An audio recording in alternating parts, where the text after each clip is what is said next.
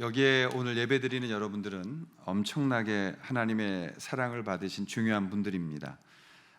늘 감사하고 여러분들 사랑하고 또 주님 안에서 우리가 이렇게 한 가족이 됐다는 것도 놀라운 하나님의 뜻이 있음을 우리가 기억하면서 오늘 이 말씀을 함께 받기를 원합니다. 오늘날 한국의 교회가 공식적으로 한 5만 2천 개, 비공식적으로 하면 훨씬 더 많은 숫자의 교회가 있고, 예수 믿는 사람들이라고 말하는 통계가 30%가 넘는 그런 30% 이상이라는 상황에서 우리는 이 질문을 오늘 던져야 합니다. 여러분, 복음이란 무엇일까요? 또 그리스도인이란 누구일까요? 제일 먼저 고민해야 되는 것은 먼저 오늘날 율법적인 접근을 하고 있는 것입니다. 율법적인 접근을 우리가 경계하는 것은, 율법적인 접근의 가짜 복음은 하나님의 은혜를 경험하지 못하게 하고 우리를 죄에서 해방시키고 자유롭게 하는 능력을 맛보지 못하게 만드는 것이 율법적 접근입니다. 그것 때문에 이 질문을 던지는 것이에요. 복음이란 무엇일까요? 율법은 우리에게 무엇을 하라고 말하지만, 복음은 하나님께서 예수 그리스도를 통해서 우리에게 무엇을 하셨는가를 말씀하는 것입니다. 우리는 성경을 읽습니다. 기도도 합니다. 그리고 교회도 다닙니다. 옛날보다 술도 적게 먹습니다. 담배도 끊었는지도 모릅니다. 그리고 더러운 난잡한 일도 덜 할지 모릅니다. 그럼에도 불구하고 우리에게 물어야 합니다. 복음은 무엇일까요? 그리스도인들이란 누구일까요? 미국인들 82%가 하나님은 스스로 돕는 자를 돕는다 라는 이 구절이 성경 구절이라고 믿고 있답니다. 이 말은 무엇을 가리키냐면, 마이클 호튼이 지적한 대로 하나님이 우리를 예수 그리스도를 통해서 이기적이고 자기 중심적인 그런 심판에서 벗어나게 한 것이 아니라, 성공하지 못한 인생에서 벗어나는 것이 마치 구원인 것처럼 번영신학, 그리고 물질적인 것에 중심을 맞춰놓는 그런 시대 속에서 우리는 물어야 되는 것입니다. 여러분, 복음은 무엇일까요? 교회가 많은 이 시대 가운데서 우리가 이 질문을 다시 던져야 되는 거죠. 복음은 무엇일까요? 그리고 그리스도인이란 누구를 말하는 것일까요? 예수님 오시기 전에 유명한 히랍의 철학자였던 아리스토텔레스는 인간은 행복하기 위해 산다라는 유명한 말을 남겼습니다. 오늘 그리스도인들도 그렇게 살고 있는 것은 아닌지, 오늘도 우리가 그런 동일한 삶을 살고 있는 것은 아닌지, 우리가 행복을 위해서만 살아가고 있는 사람들은 아닌지 우리를 돌아보며 이 질문 앞에 서는 것입니다. 복음은 무엇일까요?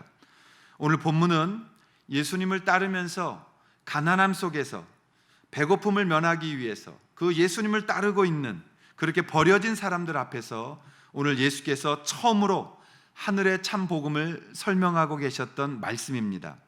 참으로 인간들이 만들어 놓은 그러한 종교 속에서 그 종교와는 너무나도 다른 생명의 말씀을 가지고 이 역사 속에 처음으로 선포되어진 이 말씀, 참 생명의 말씀, 이 모든 듣는 자들의 귀를 통해서 구원의 강으로 흘러가기 시작하는 이 말씀이 바로 오늘 본문인 것이죠. 그리고 이 본문을 우리는 산상수훈이라고 부르는 것입니다.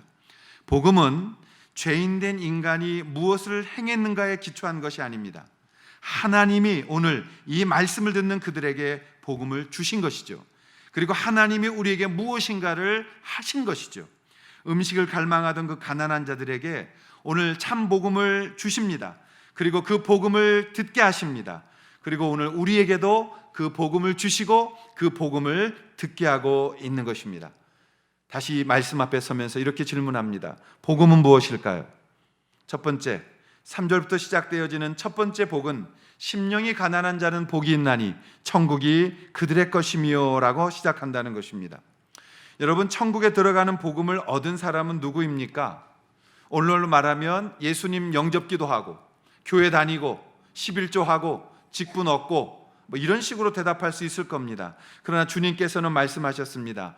천국을 가진 자들은 심령이 가난한 사람들이다. 여러분, 이 가난에 찌들어서 예수님을 따라온 자들에게 예수께서 말씀하십니다.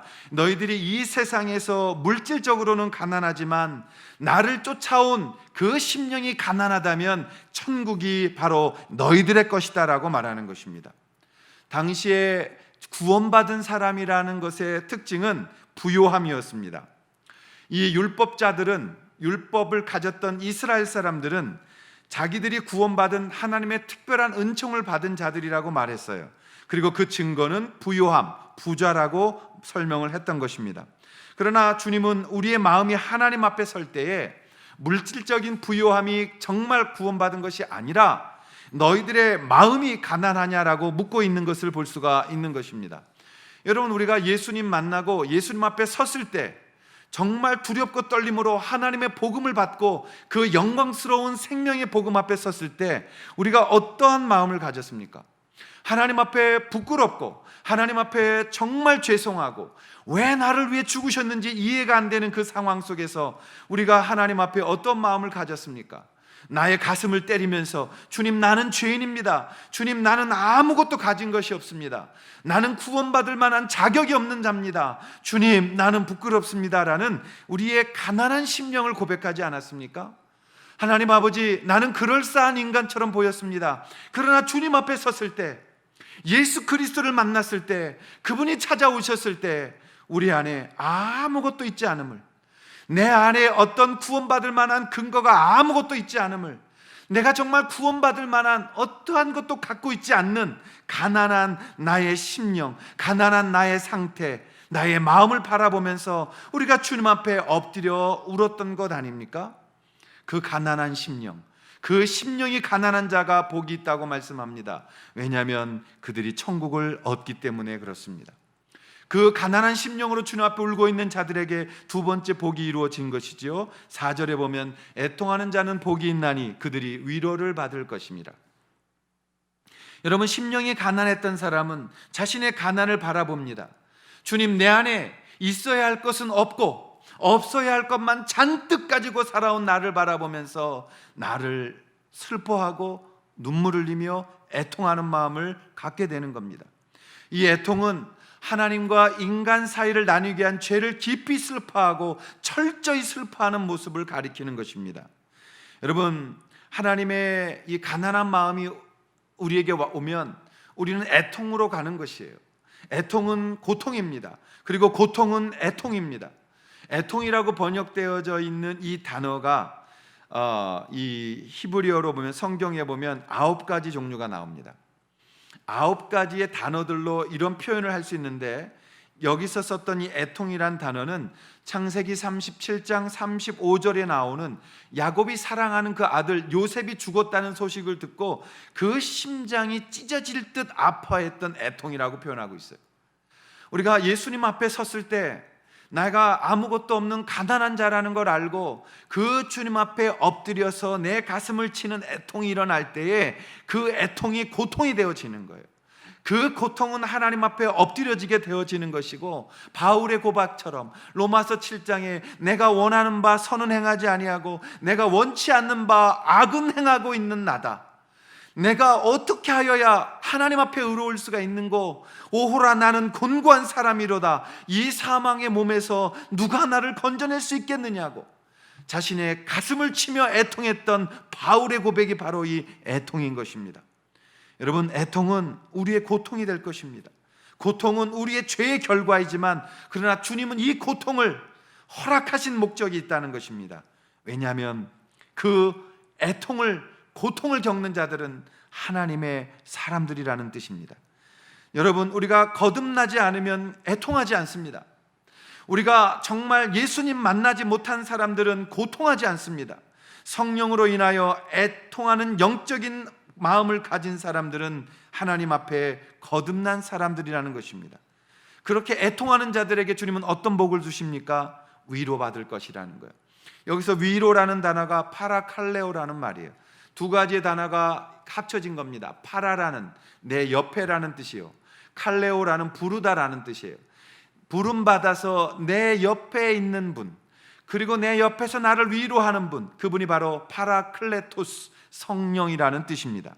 우리가 하나님 앞에 내 가슴을 치며 하나님 앞에 나는 왜 이리 못났는지, 하나님, 나는 주님 앞에서 아무것도 가지고 있지 않고 내게로부터 어떠한 의로움도, 내게로부터 하나님을 알아갈 어떤 것도 나에게는 없습니다라고 내가 주님 앞에 애통하며 울 때에 어느덧 내 옆에 오셔서 나를 위로하시는 그분, 나를 안으시며 내 아픔을 치유하시는 그분, 너는 할 수 없으니 내가 온 것이다, 너를 내가 위로한다, 내가 너를 치유한다, 오늘 내게 오셔서 나에게 이 고백을 통해서 나를 용서하시고 나를 끌어안으시고 나를 치유하시는, 그리고 평안케 하시는 그 성령을 경험하게 된다는 것입니다. 그러는 사람은 세 번째 복으로 가는 것입니다. 5절에 보면 온유한 자는 복이 있나니 그들이 땅을 기업으로 얻을 것이다 라고 말합니다. 여기서의 온유하다라는 뜻은 연약하다는 뜻이 아닙니다. 온유하다라는 뜻은 헬라어로 프라우스라는 말이에요. 이 온유하다라는 말은 길들여졌다라는 뜻입니다. 그래서 이 당시, 예수님 당시에 프라우스라는 헬라어는 세 군데에서 쓰였던 거예요. 첫째, 말이 망나니 같이 막 날뛰었는데 그것이 사람에게 의해서 길들여져서 사람 말을 듣게 되어졌을 때 프라우스라는 단어를 쓴 거예요. 또 내가 막 땀을 흘리고 굉장히 더운데 산들바람이 불어서 나를 시원하게 해서 내가 시원감을 느낄 때 프라우스라는 단어를 쓴 거예요. 또 내 몸에 열이 나서 펄펄 끓는데 약을 먹고 그것이 온도가 떨어져서 정상으로 돌아왔을 때 프라우스라는 단어를 쓴 것입니다. 즉, 이 프라우스라는 온유하다는 것은 주님 안에서 주님을 경험하게 되어지고 내가 그 주님 때문에 내가 조절 능력을 갖게 되어졌다라는 것입니다. 그래서 이 온유하다라는 뜻은 조절되어진 사람들, 내가 성령을 통하여 나를 조정해 갈 수 있는 사람들이라는 뜻을 갖는 거예요. 그러므로 철저하게 애통이라는 눈물의 고통스러운 불길을 지나온 사람은 하나님만 의지하고 그분만 바라보는 온유한 사람이 되어져 있는 것이에요. 여러분, 온유한 자는 어떤 사람입니까? 온유한 자는 나 자신에 대한 태도이며 동시에 다른 사람에 대한 관계에서 나타나는 태도를 말하는 것입니다. 온유한 사람은 이제 자신에 대해서 자랑스럽게 자랑하지 아니합니다. 하나님이 함께 하시지 않으면 아무것도 할 수 없다라는 고백을 하게 되어지는 것입니다. 그분만을 의지하는 사람이 되어진 것입니다. 자신을 더 이상 자랑하지 않습니다. 자신을 더 이상 의지하지 않습니다. 그리고 더 이상 자신을 방어하거나 변호하지 않습니다. 그냥 철저하게 주님만 따라야 하는 사람이라고 인정할 뿐입니다. 온유한 자가 받는 축복은 무엇입니까? 그는 땅을 기업으로 받을 것이라고 말했어요. 땅을 기업으로 받는다. 여기엔 두 가지의 땅이 있는 것입니다. 실제적인 땅도 받는 것이며 영향력을 끼치는 땅의 확장도 받는 것입니다. 여러분이 온유해지면 땅을 받게 되어질 것입니다. 일부에서는 여기에서 크게 아멘을 했습니다. 여러분이 두 가지 개념의 땅을 얻게 될 것이에요. 온유한 사람은 어디를 가든 하나님의 영향을 끼치는 자가 될 것입니다. 사람을 품어주는 사람이 될 것입니다. 사람을 사랑해주고 안아주는 사람이 되어져서 그 사람을 얻는 자가 되어지는 온유한 사람이 되어 그 사람이 있는 그 영향력을 넓혀가는 땅을 얻게 되어질 겁니다. 동시에 그것으로 인하여 실제적인 이 땅에서의 땅도 넓혀갈 수 있는 복을 누리게 되어진다라는 것입니다. 그런 사람은 네 번째 복으로 나아가는 거예요. 6절, 의에 줄이고 목마른 자는 복이 있나니 그들이 배부를 것입니다. 그리스도인이란 누구십니까? 복음이란 무엇입니까? 의에 줄이고 목말라는 복을 누리는 자들입니다. 여기서 의에 줄이고라고 말할 때 의라는 말은 디카이라는 말입니다. 디카이오스네라는 말이에요. 이것은 정의, 공의를 말하는 거예요. 디케라는 단어에서 나온 겁니다. 하나님의 의로운 속성을 말하는 것입니다. 그러므로 이런 뜻이죠. 하나님의 의에 하나님을 줄이고 하나님께 목마른 자는 복이 있나니 그들이 배불러질 것이다. 여러분, 우리가 온유한 자가 되어지면 그 다음부터는 하나님에 대해서 갈급한 자가 되어지는 거예요. 하나님을 구하는 자가 되어지는 거예요. 하나님을 더 알고 싶어지는 거예요. 그래서 하나님에 대하여 목마르고 하나님에 대하여 줄인 자들이 되어지는 것입니다. 그때 하나님의 의, 이 하나님의 의는 질서 정연하게 되는 것, 하나님과의 올바른 관계 속에 있는 것을 의미하는 것입니다. 성경 속에서 말하는 의라는 것은 하나님 앞에 이제 있어야 될 자리에 있는 것을 말하는 것입니다. 그러므로 의에 줄이고 의에 목마른다는 것은 하나님에 대해서 더 알고 싶어지는 마음, 하나님에 대해서 더 바른 관계를 갖고 싶어하는 갈망을 이야기하는 것입니다. 여러분, 우리가 육체에 병이 오면은 제일 먼저 어때요? 식욕이 떨어져요. 아무것도 하기 싫어져요. 그래서 우리가 하나님 앞에 몸이 아프면 먹는 것을 끊는 것입니다. 물론 몸이 아파도 잘 먹는 사람도 있습니다만, 그러나 대부분은 식욕이 떨어져요. 그러나 여러분, 우리가 몸이 건강해질 때는 계속해서 건강하게 먹고 움직이는 것 아닙니까? 우리가 주님 안에 살아있는 자는 날마다 주님에 목마르고 더 주님을 사랑하고 싶어지고 더 주님을 알아가고 싶어지는 거예요. 기도도 마찬가지입니다. 기도하는 사람이 기도하는 거예요. 여러분, 알아듣기 쉽게 말하면 고기도 먹어본 사람이 먹는다고. 기도도 기도한 사람이 하는 거예요. 왜? 더 기도하면 기도할수록 주님의 목말라지거든요. 더 주님 알고 싶어지거든요. 더 주님에 대해서 가까이 가고 싶어지거든요. 그럼 그들이 받는 복은 무엇입니까? 그들이 배부를 것이라고 말합니다. 하나님의 말씀대로 그들이 충만해진다는 것입니다. 그들이 충만해진다면 하나님의 향기와 하나님의 의가 그의 인격을 통해서 나타나게 되어진다는 것입니다. 이제 그는 하나님으로 인해 배불러지는 법을 배운 거예요. 세상의 것으로 배부른 자들이 아닌 하나님의 것으로 배부러지는 것을 배운 자들, 그들이 바로 하늘의 복을 가진 자들이며 그들이 복음을 아는 자들이며 그들이 바로 그리스도인이라고 부름받는 자들입니다. 그들은 다섯 번째 복으로 가게 되어지는 거예요. 7절에 보시면 긍휼히 여기는 자는 복이 있나니 그들이 긍휼히 여김을 받을 것이며. 여러분, 세상 사람들은 강자에게 줄을 섭니다. 긍휼이라는 게 없어요. 어찌하든지 약자를 잡아먹고 약자를 쳐서 자기가 살아나는 생육 본능의 그런 삶을 살아가는 겁니다. 약육 강식의 방법에 따라 살아가는 것입니다. 그러나 하나님으로 배부른 사람은 긍휼히 여기는 자가 되어지는 거예요.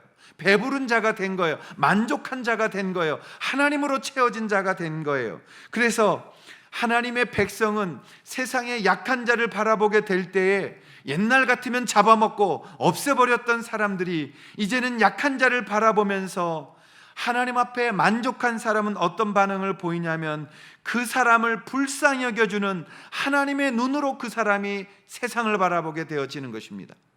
하나님으로 충만해졌기 때문에 하나님의 눈으로 세상을 바라보는 하나님의 사람이 되어져서 하나님이 세상을 바라보는 긍휼로 그도 세상을 바라보는 것입니다. 그래서 긍휼이라는 것은 영어로 compassion이라고 말합니다. 이 표현의 뜻은 함께 고통받는다는 거예요. 여러분, 함께 아파한다는 거예요. 옛날에는 그렇지 않았어요. 어찌하든지 나 혼자 잘 살면 되는 거예요.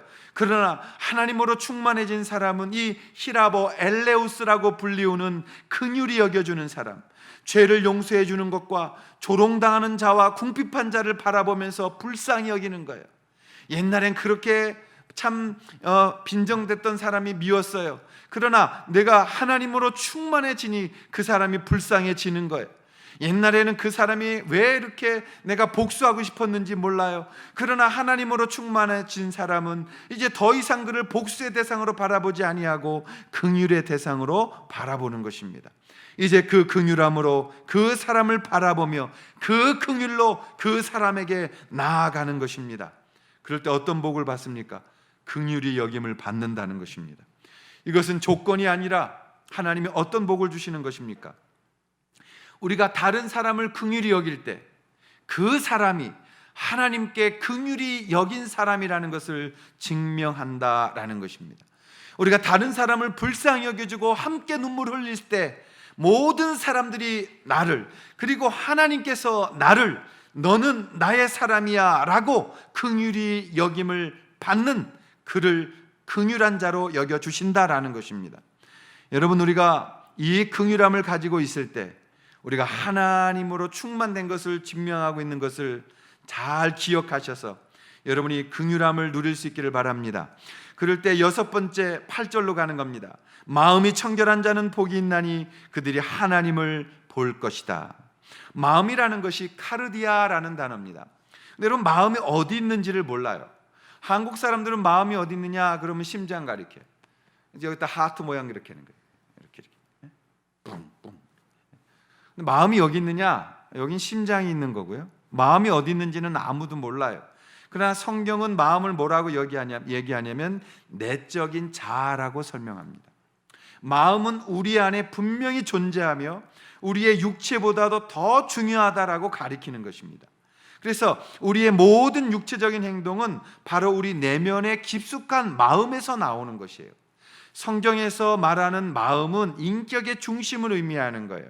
이 마음은 사람의 모든 것이 흘러나오는 셈이라고 할 수 있는 것입니다. 마음은 우리가 말하는 지성과 의지와 감정을 모두 포함하는 전인적인 것을 말하는 거예요. 마음이 깨끗한 사람은 모든 것이 깨끗하고 마음이 더러운 사람은 모든 것이 더러운 것입니다. 주님은 마음이 깨끗한 사람이 복이 있다고 말씀하고 계신 것입니다. 이 마음은 우리의 감정이 자리 잡고 있는 것입니다. 이 마음은 우리의 의지가 자리 잡고 있는 것입니다. 하나님의 명령과 법도를 듣고 순종하고 결단하는 것이 바로 이 마음이라는 것입니다. 그래서 마음이 청결한 사람들이 받는 복은 무엇입니까? 그 사람이 바로 하나님을 보게 된다는 것입니다. 하나님이 싫어하시는 죄를 우리도 싫어하고 하나님이 기뻐하시는 일을 우리도 기뻐하면서 하나님의 눈을 갖는 거예요. 하나님을 보게 되는 거예요. 여러분, 우리의 가장 큰 소원이 뭐예요? 하나님 보는 것 아닌가요? 그런데 하나님을 오늘날 너무 우리가 가볍게 본다고 얘기를 합니다. 여러분, 아브라함도 하나님을 10년에 한 번꼴로 봤어요. 우리 성경에 나타나는 많은 분들 보십시오. 하나님을 그렇게 쉽게 보는가? 오늘날도 역시 마찬가지예요. 사실 포스트 모더니즘이 되면서 우리가 느낌의 시대, 감각의 시대, 내가 옳다고 믿는 시대. 여러분은 성경보다도 여러분이 옳다고 믿습니다. 아니라고 이렇게 쳐다보시지만 다 그래요. 이것이 우리가 오늘 이 말씀을 들어야 될 이유인 것입니다. 여러분, 이런 포스트 모더니즘 시대에는 하나님의 음성을 듣는 사람들이 너무 많아요. 그러나 정말 하나님의 음성을 듣기 위해서 우리가 해야 될 일이 무엇이냐? 지금까지 열거해왔던 6가지의 복들을 여러분이 누리고 있어야 되는 거예요. 여러분이 정말 마음이 청결할 때만 하나님의 음성 들을 수 있습니다. 하나님이 나와 함께 하시며 성령이 내게 말씀하신다면 왜 못 듣겠습니까? 이론적으로 맞습니다. 그러나 정말 청결한 상태에 있을 때에만 주님의 음성을 듣는 거예요. 그것도 여러 가지 다양한 방법으로 하나님의 음성을 듣게 되어지고 하나님과 교제하게 되어진다는 것입니다. 그럼 청결한 사람들이 받는 복은 무엇이냐? 우리가 신앙이 성숙하게 되어지고 하나님을 보게 되어지는 겁니다. 그럼 하나님을 본다면 우리는 어떠한 모습을 갖게 되어지느냐라는 것입니다. 어디에 답이 있냐면 마음이 청결한 자는 복이 있나니 라는, 이 복이 있다라는 데 답이 있는 거예요. 우리의 마음이 청결해지면 어떻게 되어지느냐? 하나님은 복되신 분입니다. 하나님은 그분의 성품이 복되며 하나님은 존재하신 자체가 복되며 하나님은 참 좋으신 창조주이십니다. 그러므로 우리가 하나님을 본다는 것은 하나님과 같이 복된 일을 하게 되어진다는 것입니다. 그래서 하나님을 본 그대로 행하게 되어지는데 하나님이 청결한 자는 축복의 하나님과 연결되어져서 세상의 다른 사람들을 축복하고 하나님을 자신을 통하여 다른 사람에게 보여주는 그러한 삶을 살게 되어진다는 것입니다. 여러분, 이 복을 누릴 수 있다면 우리가 얼마나 행복하겠어요. 우리가 하나님 앞에서 이 축복의 사람이 되어져서 다른 사람에게 축복된 사람을 인정하게 되고 축복을 전해줄 수 있고 축복을 보여줄 수 있는 삶이 되어진다라는 것입니다. 그러면 7째 복으로 가는 거예요. 화평하게 하는 자는 복이 있나니 그들이 하나님의 아들이라 일컬음을 받을 것이며. 여러분이 화평이라는 단어는 헬라어로 에이레네라는 단어예요. 구약에서는 샬롬이라는 말로 번역되어졌습니다.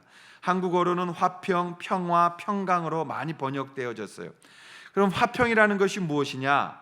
하나님과 좋은 상태에 있는 것, 하나님 앞에 안정된 상태에 있는 것, 하나님 앞에 바른 상태에 있는 것을 평화, 화평이라고 말하는 것입니다. 근데 여러분, 이것은 임시적인 것이 아니에요. 우리 예수님께서 우리 가운데 오셔서 이 세상에 우리가 있게 되어질 때에 사람들이 이제 막 여러 가지 갈등이 있고 힘들어하는 그 자리에 화평케 하는 자로 우리가 서게 되어진다는 것입니다. 화평은 그 갈등하는 사람들 중간에 서서 그들의 그 중간을 해결해주며 갈등을 해결해주며 하나님의 평안이 그들 가운데 임하게 만드는 능력을 말하는 것입니다. 근데 진정한 평강은 어디에서 나오느냐? 우리에게서 나오는 것이 아니라 예수님께서 나오는 것이에요. 그래서 예수님은 우리가 죄를 벗어버리고 하나님께 나오도록 길을 열어주신 분이거든요. 죄로 막혔던 하나님과 사람의 길을 열어놓으셔서 화평케 하셨고, 사람과 사람의 길을 열어놓으셔서 복음으로 화평케 하신 것이 예수 그리스도의 십자가입니다. 그래서 화평케 하는 자가 받는 복은 무엇이냐? 하나님의 아들이라 일컬음을 받게 되어질 것이다 라는 거예요. 여러분이 어디를 가든지 여러분은 평화의 사람으로 등장하게 됩니다.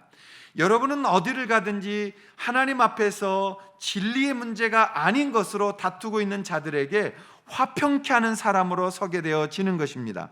여러분이 가는 곳마다 문제가 해결되어지고, 여러분이 가는 곳마다 평화가 임재하게 되고, 여러분이 가는 곳마다 사람들이 행복해지고, 여러분들이 가는 곳마다 하나님의 말씀으로 인하여 진정되어지는, 평안을 누리는 그러한 곳이 만들어진다는 것입니다. 그래서 사람들이 이런 고백을 하는 거예요. 당신은 진정 하나님의 아들입니다. 당신은 진정 하나님의 따님이십니다. 그리고 정말 하나님의 사람입니다라는 고백을 하게 되어지는 것입니다. 그것이 그리스도인이에요. 그것이 복음을 들은 자들의 삶이라는 것입니다. 그러면 8번째 복으로 가는 것이죠. 10절의 말씀이에요. 의를 위하여 박해를 받은 자는 복이 있나니 천국이 그들의 것임이라. 여러분, 이 7번째 복까지만 듣고 끝나면 얼마나 좋았겠어요. 그러나 우리의 마지막 종착역은 8번째 복입니다. 해피엔딩 같아 보이진 않아요. 8번째 복은 핍박을 받는 자는 복이 있나니 천국이 그들의 것임이라는 말입니다. 여기서 박해받다, 핍박받는다라는 말은 헬라어로 디오코라는 말이에요. 그래서 핍박받는 자라고 말할 때 호이 더디오 그메노이라는 말입니다. 이 말 뜻은 우리가 흉악하게 괴롭힘 받다, 사냥꾼에게 들짐승이 쫓기거나 아니면 군인이 전쟁에서 적군에게 쫓기는 상황을 설명하는 말이에요. 여러분, 우리가 이 땅에서 이 7가지의 복을 가지고 마지막 8번째 받는 복은 무엇이냐? 이 땅에 우리가 살아가게 되어질 때에 사냥꾼에게 쫓기는 들짐승처럼 될 것이다. 너희들은 고통받을 것이다. 군인이 전쟁에서 적군에게 쫓기는 모습으로 서게 될 것이다. 우리가 아멘 안 나오는 말씀을 보게 되는 것입니다. 우리가 이런 거 아멘 안 하죠.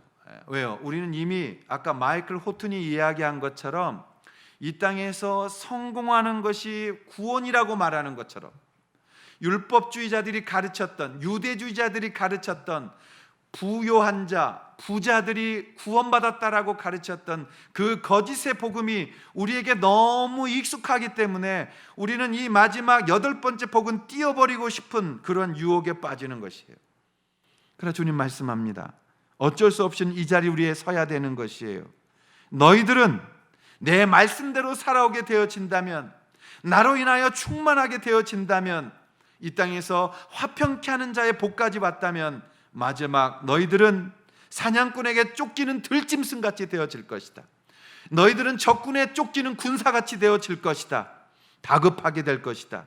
핍박받게 될 것이다. 어려움 당하게 될 것이다. 그러나 예수께서 말씀하십니다. 담대하라. 내가 세상을 이겼기 때문이라.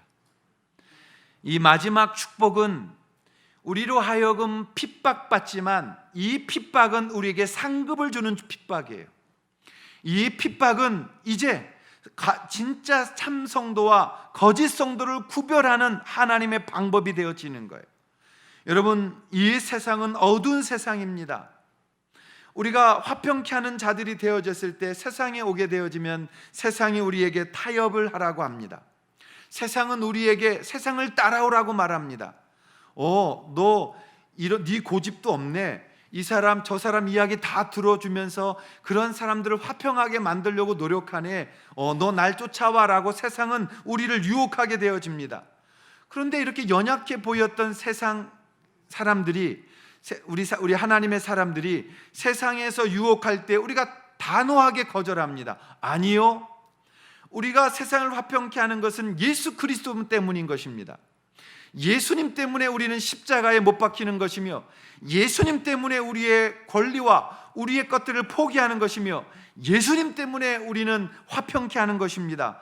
우리는 절대 세상을 따라갈 수가 없습니다. 그때 철로 역장의 신실이가 그렇게 죽었던 것처럼 순교하는 사람들이 생겨나는 것입니다. 세상이 자기 말을 안 들을 때 그 무서운 그 세상은 예수님마저 십자가에 못 박아 죽이려고 노력했던 것처럼, 오늘 예수님의 자녀들로서 이 땅을 살아가는 자들에게 주께서 말씀하십니다. 당연히 너희들에게도 세상은 공격할 것이요, 세상은 너희들에게도 어려움을 줄 것이며, 세상은 너희들에게도 가할 것이다. 그러나 나의 사람들은 그것을 이겨낼 것이다. 나의 사람들은 그 핍박 속에서 오히려 하늘의 것을 누릴 것이다. 나의 사람들은 그것 속에서 담대할 것이다. 왜냐하면 내가 그 핍박을 이겼으며 승리했으며 너희들도 승리하게 할 것이기 때문이라는 것입니다. 사랑하신 여러분, 핍박은 우리를 진정한 성도인지를 알게 합니다. 그 핍박은 또 하나 더욱더 하나님의 꿈을 더 크게 하고 이루시게 만들어 가는 것입니다. 이 땅에서 우리는 핍박받을수록 더욱더 천국을 사모하는 자들입니다. 우리는 다시 옛사랑으로 돌아가지 않습니다. 이 8번째 복의 자리까지 온 사람들은 핍박을 받으면 받을수록 더욱더 하늘을 사모하고 예수 그리스도를 사랑하는 자들이 되어져 있는 것입니다. 그리고 더욱더 하나님의 꿈을, 하나님의 계획을, 창조의 그 하나님의 모든 창조의 섭리를 이 땅 가운데서 펼치고자 하는 하나님의 꿈, 그 꿈을 이 땅에 더욱더 선포하는 자들이 되어지는 것입니다. 그러자 세상은 더욱더 우리를 핍박해 옵니다.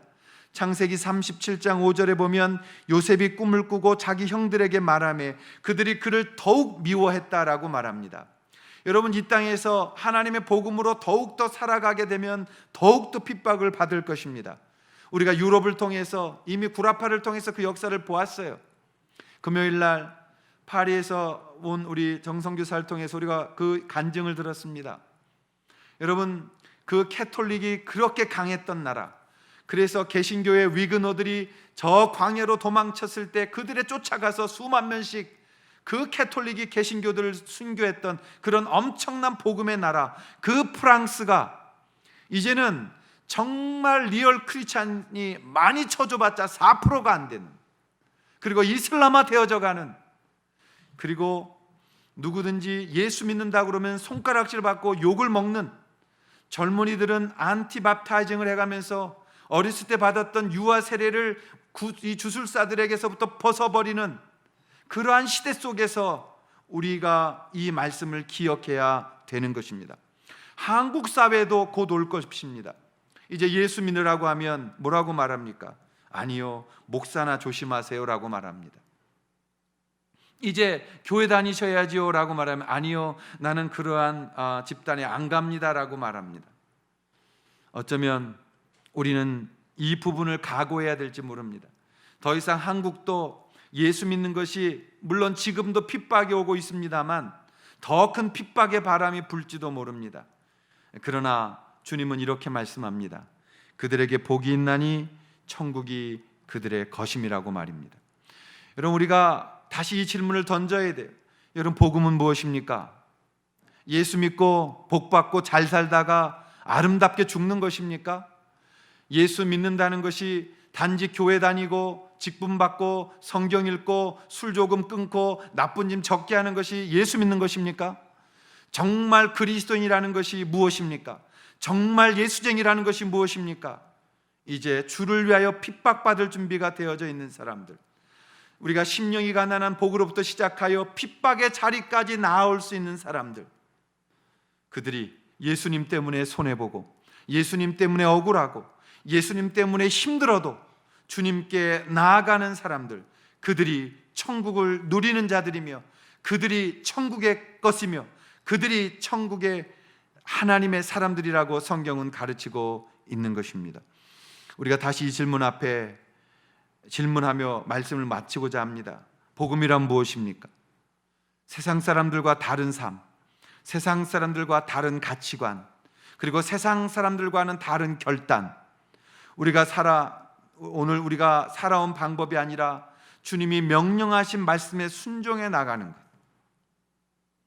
그리고 공동체를 위해서 우리가 무릎 꿇을 수 있는 것, 그리고 하나님 주신 그 꿈을 끌어안고 나아갈 수 있는 것, 말씀 앞에 설 줄 아는 사람들, 그 말씀을 통해서 하나님을 두려워할 줄 아는 사람들, 그리고 그 말씀 앞에 현존하시는 하나님을 만나는 사람들, 그리고 그 말씀에 순종해 나갈 때 천국을 경험해 가며 세상과는 다른 방식으로 이 땅을 살고 이 땅을 거니는 사람들, 하나님은 오늘 그 사람들을 찾고 계시며 그 사람들을 통해서 하나님의 일을 하고 계시며 우리도 그 한 사람이 되기를 소원하고 계신다는 것을 기억하셔서 복음으로 인하여 우리의 삶에 이 팔복의 복이 우리가 진정한 그리스도인이며 진정한 복음을 든 자임을 증명해내는 그런 복된 삶이 되실 수 있기를 사랑하는 모든 성도들을 축복하고 축복합니다.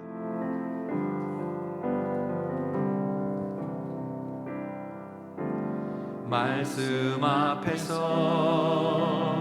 경외함으로 주께 홀로 섭니다.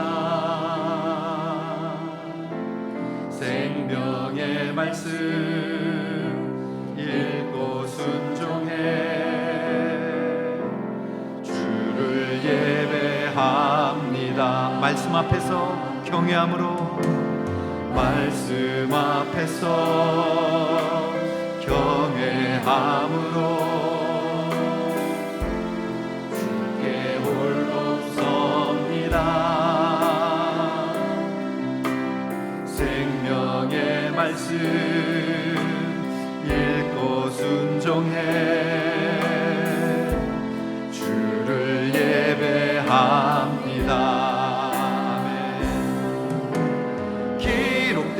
말씀 힘이 있어서 진리로 우리 거룩해 하며 거룩한 말씀 세세 영원히 복음이 되어 말씀하시네. 하나님 말씀에 두려워 떠는 자,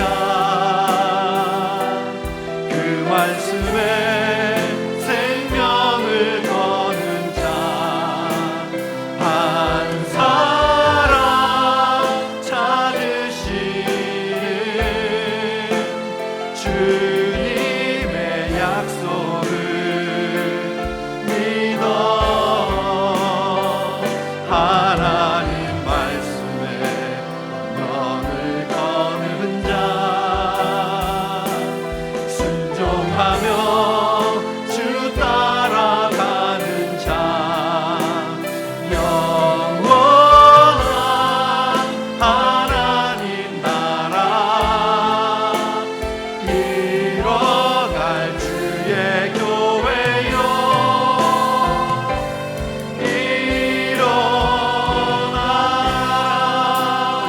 기도하겠습니다.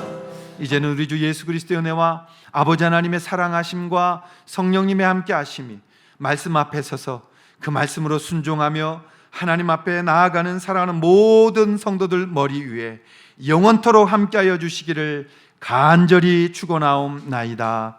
아멘.